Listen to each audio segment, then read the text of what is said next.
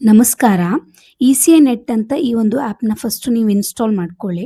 2002 ಲಿಸ್ಟಲ್ಲಿ ನಿಮ್ಮ ಹೆಸರು ಅಥವಾ ನಿಮ್ಮ ಫ್ಯಾಮಿಲಿ ಮೆಂಬರ್ ಹೆಸರು ಸರ್ಚ್ ಮಾಡಕ್ಕೆ ನೀವಿಲ್ಲಿ search your name in last S-I-R ಅಂತ ಇದೆಯಲ್ಲ, ಈ ಒಂದು ಆಪ್ಷನ್ನ ಮೇಲೆ ಕ್ಲಿಕ್ ಮಾಡಿ. ಇಲ್ಲಿ ನಿಮ್ಗೆ 2 ಆಪ್ಷನ್ ಸಿಗುತ್ತೆ.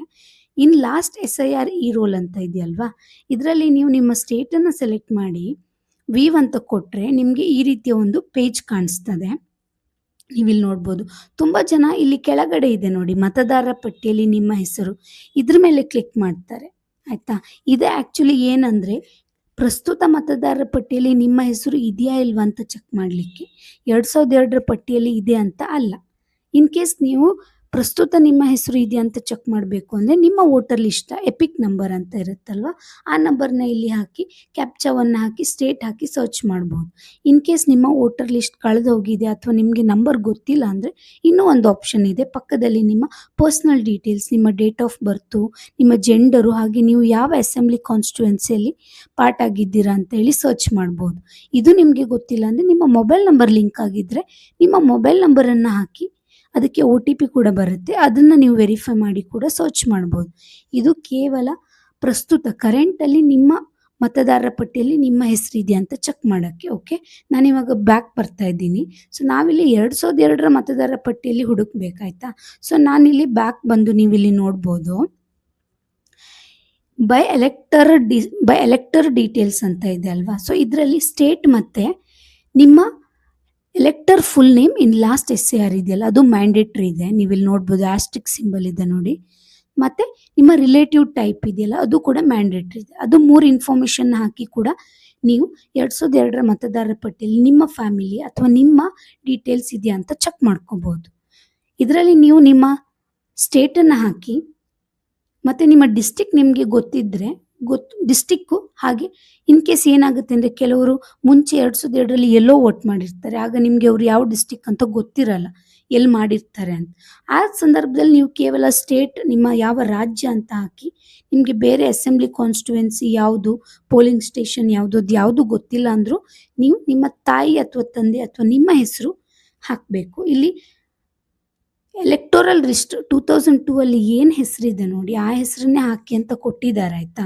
ಸೊ ಇಲ್ಲಿ ನಿಮಗೆ ಗೊತ್ತಿದೆ, ಆ ಹೆಸರು ನಿಮಗೆ ಗೊತ್ತಿದೆ, ಕನ್ಫರ್ಮ್ ಇದೆ ಅಂದರೆ ಆ ಹೆಸರನ್ನು ಹಾಕಿ ನೀವು ಟೈಪ್ ಮಾಡ್ಬೋದು. ಮತ್ತು ರಿಲೇಷನ್ ಟೈಪು ಫಾದರ್ ಅಂತ ಕೊಟ್ಟಿದ್ರೆ ಫಾದರ್ ಅಥವಾ ಮದರು, ಯಾರ್ದು ಹೆಸರಿದ್ರು ಅದನ್ನೇ ಕೊಡಿ.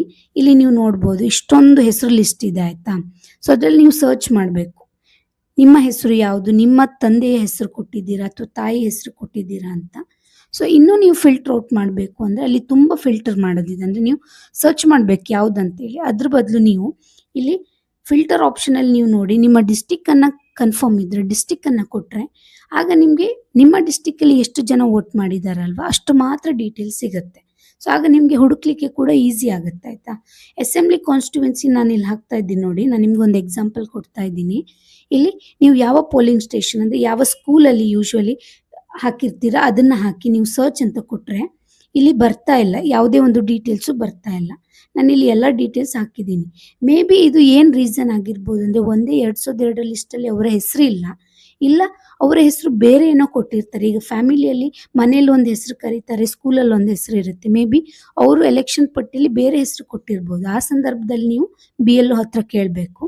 ನೆಕ್ಸ್ಟು ನೀವಿಲ್ಲಿ ಎಲ್ಲ ಲಿಸ್ಟು, ಆ ಒಂದು ಮತದಾರ ಕ್ಷೇತ್ರದಲ್ಲಿ ಎಲ್ಲರ ಲಿಸ್ಟನ್ನು ನಾನು ನೋಡಬೇಕು ಅಂದರೆ ನೀವು ಇಲ್ಲಿ ಬರಲಿ, ಈ ಒಂದು ಆಪ್ಷನಲ್ಲಿ ಬಂದು ನೀವಿಲ್ಲಿ ನೋಡ್ಬೋದು ನೋಡಿ.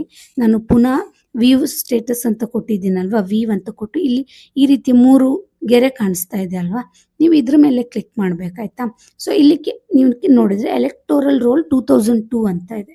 ಸೊ ಅದರ ಮೇಲೆ ನೀವು ಇಲ್ಲಿ ಕ್ಲಿಕ್ ಮಾಡಿ ಮೇಲೆ view or download 2002 electoral roll ಅಂತ ಇದೆಯಲ್ವಾ, ನೀವು ಅದ್ರ ಮೇಲೆ ಕ್ಲಿಕ್ ಮಾಡಿದ್ರೆ ನೀವಿಲ್ಲಿ ನೋಡ್ಬೋದು ನೋಡಿ, ನಿಮಗೆ ಈ ರೀತಿ ಒಂದು ಆಪ್ಷನ್ ಕಾಣಿಸ್ತಾ ಇದೆ. ಆಯಿತಾ?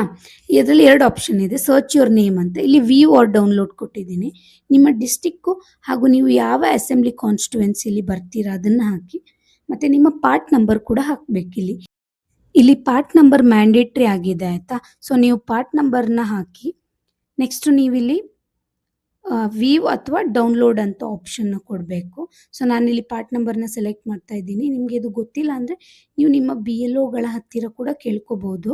ವ್ಯೂ ಆರ್ ಡೌನ್ಲೋಡ್ PDF ಮೇಲೆ ಕ್ಲಿಕ್ ಮಾಡಿದ್ಮೇಲೆ ಈ ರೀತಿಯ ಒಂದು PDF ಬರ್ತಾ ಇದೆ. ಇದರಲ್ಲಿ 2002ರ ಮತದಾರ ಪಟ್ಟಿಯಲ್ಲಿ ಇರುವಂತಹ ಆ ಪಾರ್ಟ್ ನಂಬರಲ್ಲಿ ಇರುವಂಥ ಪ್ರತಿಯೊಬ್ಬರ ಹೆಸರು ಇದೆ.